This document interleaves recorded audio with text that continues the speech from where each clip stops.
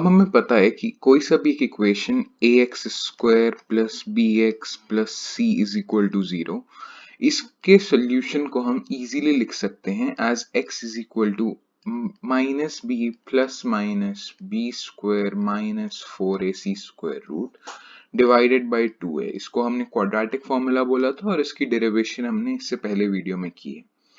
अब इसका यूज करेंगे एक बहुत ही कॉम्प्लेक्स प्रॉब्लम सॉल्व करने के लिए। थोड़ी सी दिखने में थोड़ी सी डरावनी लगेगी problem, but it's a relatively easy problem. तो हमारे पास है x plus y whole squared minus 3x minus 3y plus 2 is equal to 0। और दूसरी इक्वेशन है हमारे पास, क्योंकि दो वेरिएबल हैं तो हमें दो इक्वेशन चाहिए किसी भी केस में। तो x minus Y whole square minus 4x plus 4y plus 3 is equal to 0। अब इस इक्वेशन को सॉल्व करने के बहुत सारे तरीके हैं। हम क्वाड्रेटिक फॉर्मूला यूज करेंगे, इसको हम फैक्टराइजेशन से भी सॉल्व कर सकते हैं। तो सबसे पहले हम क्या करेंगे, इस इक्वेशन को, पहली वाली इक्वेशन को हम लिख देंगे as x plus y whole square, वैसे ही लिख देंगे, माइनस 3x और 3y दोनों में माइनस का साइन है तो नेगेटिव 3 बाहर लाके और x प्लस वाई कॉमन लेके लिख देंगे, और प्लस 2 तो वैसे ही आ जाएगा, प्लस 2 इज इक्वल टू 0। दूसरी इक्वेशन हमारे पास क्या है, the second equation that we have here, इसको हम x माइनस वाई स्क्वायर वैसे ही लिख देंगे और माइनस 4x प्लस 4y को लिखेंगे minus 4 times x minus y, जिससे x माइनस वाई के टर्म्स में सारे वेरिएबल्स आ जाएं।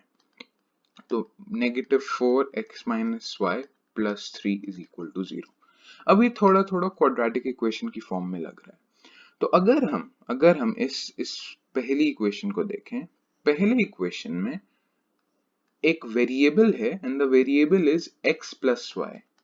x प्लस वाई एक वेरिएबल है, और अगर x प्लस वाई की जगह पे हम कुछ भी रख देते हैं, बस नोटेशन छोटी करने के लिए, बस जिससे लिखने में आसानी रहे, तो इसके लिए हम क्या सब्सटीट्यूट कर देते हैं, इसको बोल देते हैं u, या फिर जो मर्जी हो इसको बोल सकते हैं, इसको भी के लिए हम बोल देते हैं u।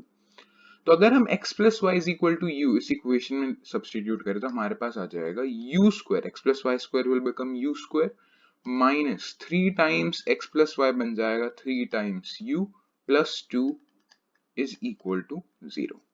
Similarly, सेकेंड इक्वेशन में x माइनस वाई के टर्म्स में क्वाड्रेटिक बन रही है, तो अब x माइनस वाई की जगह पे हम कुछ और एक सब्स्टिट्यूशन करते हैं, बस लिखने के लिए आसान हो जाए उसकी वजह से। तो x माइनस वाई की जगह पे u नहीं लेते, क्योंकि u हमने पहले ही ले लिया, अब हम ले लेते हैं a ले लेते हैं। तो अब a को इस वाली इक्वेशन में पुट कर देंगे, x minus y is equal to a, तो हमारे पास क्या बचेगा, तो x माइनस वाई होल स्क्वायर बन जाएगा a square minus negative 4 times x minus y के लिए जगह पे बस a लिख देंगे और प्लस 3 आ जाएगा। अब हमारे पास दो क्वाड्रेटिक इक्वेशन आ गए हैं। अब इन दोनों को सॉल्व करते हैं। तो पहली क्वाड्रेटिक इक्वेशन है हमारे पास u square minus 3u plus 2 is equal to 0। इसको सॉल्व करेंगे तो हम इसको फैक्टराइज कर सकते हैं, तो फैक्टराइज करने पे कुछ ऐसा सा हो जाएगा, 3 को हम लिख देंगे, नेगेटिव 3 को लिख देंगे नेगेटिव 1 और नेगेटिव 2, इसको कॉमन ले लेंगे, तो u minus 1 times 2 times u minus 1 is equal to 0, तो u minus 2 times u minus 1 is equal to 0, तो you will get u is equal to 1, 2। तो अब एक तो हम ये कर सकते हैं, अगर हम इसे क्वाड्रेटिक फॉर्मूला से सॉल्व करें तो इस केस में a 1 हो जाएगा, b नेगेटिव 3 हो जाएगा और c 2 हो जाएगा। तो x will be equal to, but in this case हम x नहीं लेंगे, तो हम कौन सा वेरिएबल लेंगे, इस केस में हम लेंगे u। तो u will be equal to negative b, तो negative of negative 3 plus minus negative 3 square minus 4ac, तो 4 times 1 times 2 divided by 2 times है, तो 2 टाइम्स 1। अब नेगेटिव ऑफ नेगेटिव 3 हो जाएगा, plus minus 3 square, negative 3 square is equal to 9 और 4 times 1 times 2 is 8, so 9 minus 8 is equal to 1 divided by 2, तो हमारे पास बचेगा 3 plus minus root 1 is just 1 divided by 2, तो हमारे पास आ जाएगा या तो 3 माइनस 1 बाई 2 और 3 plus 1 by 2, 3 minus 1 by 2 is just 1 और this is equal to 2, 3 plus 1 by 2। और दूसरी जो इक्वेशन थी, दूसरी इक्वेशन हमारे पास थी a squared minus 4a plus 3 is equal to 0।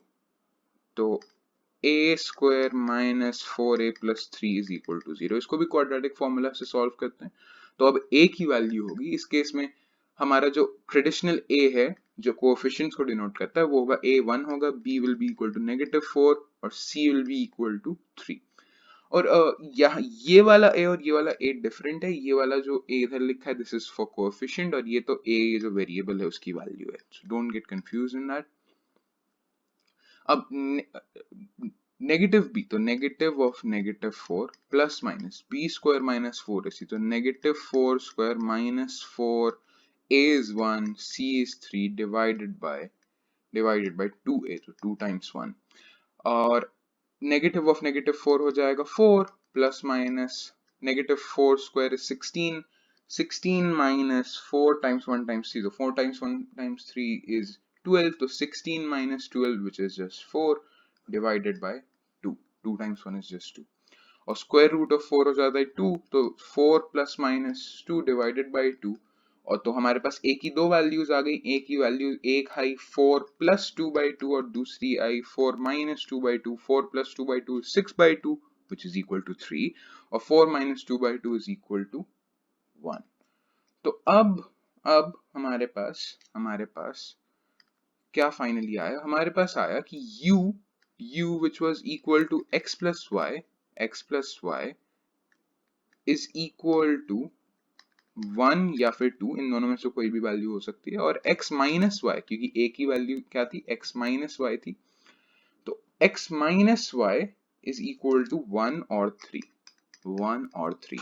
अब ऐसी non linear equation in two variables में हमें ऐसे कुछ ट्रिक्स, कुछ सब्स्टिट्यूशन करना होता है। सब्स्टिट्यूशन इज नथिंग, जस्ट हमको सवाल को आसान बनाने के लिए हम ऐसा करते हैं और जिससे हमें लिखने में कम जगह लगे। अब इसको अगर हमें सॉल्व करना होगा तो बहुत सारे पेयर्स बनेंगे। क्या क्या पेयर्स बन सकते हैं, तो या तो x प्लस वाई 1 है और x माइनस वाई भी 1 है, दिस इज पॉसिबल।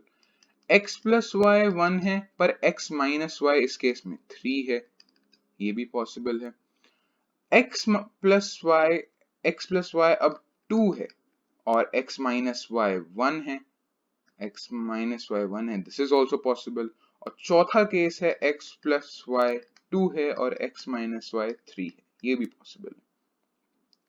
अब इन सब केसेस को हम सॉल्व कर सकते हैं। तो now this is just a problem of linear equation in two variables. अब हमने एक बहुत ही कॉम्प्लेक्स दिखने वाले इक्वेशन को, बहुत ही कॉम्प्लेक्स नॉन लीनियर इक्वेशन को हमने तोड़ मरोड़ के हम उसको ले आए 4 linear equation in two variables के प्रॉब्लम पे।